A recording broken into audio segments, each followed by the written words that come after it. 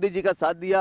लाइनों में खड़े होके 3-3 4-4 घंटे बूढ़े लोग, बच्चे लोग, हर कोई लाइनों में खड़े होके इस देश को, इस स्थिति को चेंज करना चाह रहा था, तभी वो लाइनों में खड़े होके मोदी जी का साथ दिया। पर सवाल ये उठता है कि इस फैसले के बाद क्या 1 साल बाद हमारे देश की आर्थिक स्थिति ठीक हुई है?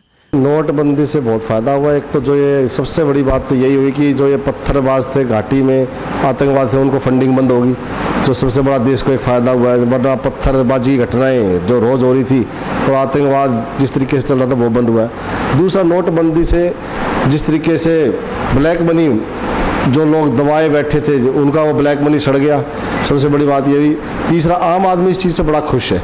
आपने उस टाइम भी देखा होगा कितनी बड़ी लाइनों के बावजूद भी हर कोई ये कहा था कि बहुत बढ़िया कदम है, और आज 1 साल होने को आ रहा है और हम आज देख रहे हैं किस तरीके से लोग बाग इस चीज़ को बिल्कुल मोदी जी ने जो ये नोटबंदी करी थी उसको सही साबित किया लोगों ने। सर, सबसे बड़ा मुद्दा होता है काले धन का। कितना काला धन जो देश में छुपा हुआ था वो बाहर आया है? भाई, काला धन इसमें बहुत तरीके से काला धन देखो इसमें बाहर आया। एक तो जो बाहर से आता था, जो आप लगा लीजिए जो फंडिंग होती थी बाहर से आता था, एक तो वो तो बंद हुआ ही हुआ है। उसके अलावा जो लोगों ने ख़ास तौर से जो बड़े बड़े कंपनियां, बड़े बड़े व्यापारी जो कि 2 नंबर का काम करते थे और जो जिसको कहते हैं कि एक तरीके से कि कुछ पर्ची सिस्टम चलता था, दे दिया और उसके बाद वो पर्ची दे दी और वहाँ से नोट ले लो, इस टाइप का जो हवाला टाइप देश में भी काम चलता था वो बंद हुआ है। तो काफ़ी काले जो धन था उस पर तो बहुत बड़ी मार इससे निश्चित ही पड़ी है।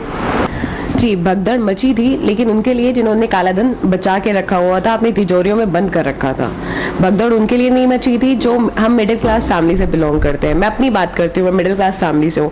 हम हमेशा पे करते हैं, हम कहीं भी रेस्टोरेंट में जाते हैं, शॉपिंग करने जाते हैं, हम हमेशा क्रेडिट कार्ड से या डेबिट कार्ड से पे करते हैं। तो हमारे पास तो कोई तिजोरी में बंद नहीं है जो हम भगदड़ मचाएंगे। ये भगदड़ सिर्फ उन्हीं के लिए थी और उन्हीं को नुकसान हुआ।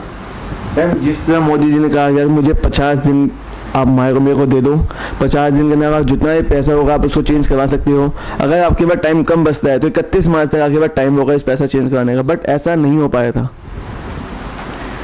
उसके बाद आगे उनको दिया था कि 31 मार्च लास्ट डेट दी थी कि आप डिपॉजिट कर सकते हैं, एक्सचेंज कर सकते हैं, और मैक्सिमम लोगों ने कैश सबका उसमें उन्होंने एक्सचेंज कर लिया था। कितना पैसा देश में हमारे वापस आया था और कितना पैसा लगा था देश सरकार का?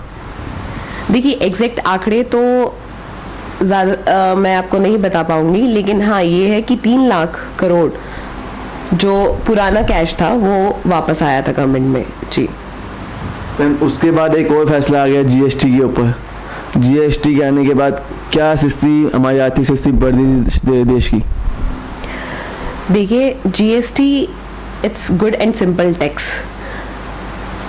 आज कहीं पे भी हम जाते हैं, छोटी दुकानों पे जाते हैं, कहीं पे जाते हैं, तो वो क्या करते हैं, कच्चा बिल काट देते हैं, जिससे कि गवर्नमेंट को टैक्स नहीं पहुंचता। और गवर्नमेंट को जब तक टैक्स नहीं पहुंचेगा, उसके भंडार में कैश ही नहीं होगा, तो जनता की सोचेगी कैसे? हम सारे मिडिल क्लास सब टैक्स पे करते हैं, लेकिन जो इतने बिजनेसमैन हैं, जो रिटेलर्स हैं, वो कच्चा बिल बना के आगे पे ही नहीं करते। तो जब गवर्नमेंट के पास कैश नहीं आएगा, फंड नहीं होगा, तो वो अपने देश पे कैसे लगाएगी?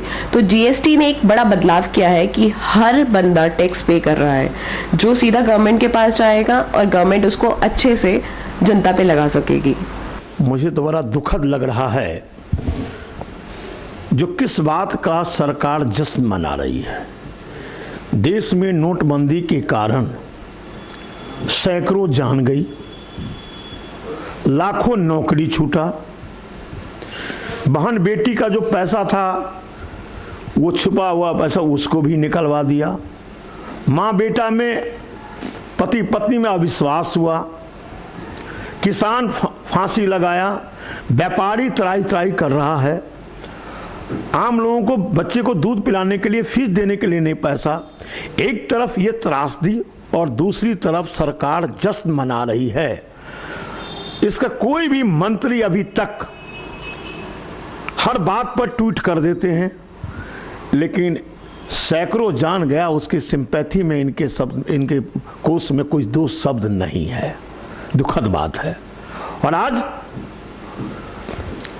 मैं चाहता हूं जीडीपी गिरती हुई जीडीपी और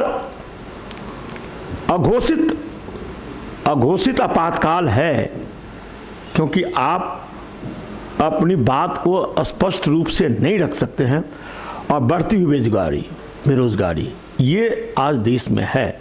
आप कहिए कहते हैं काला धन क्यों?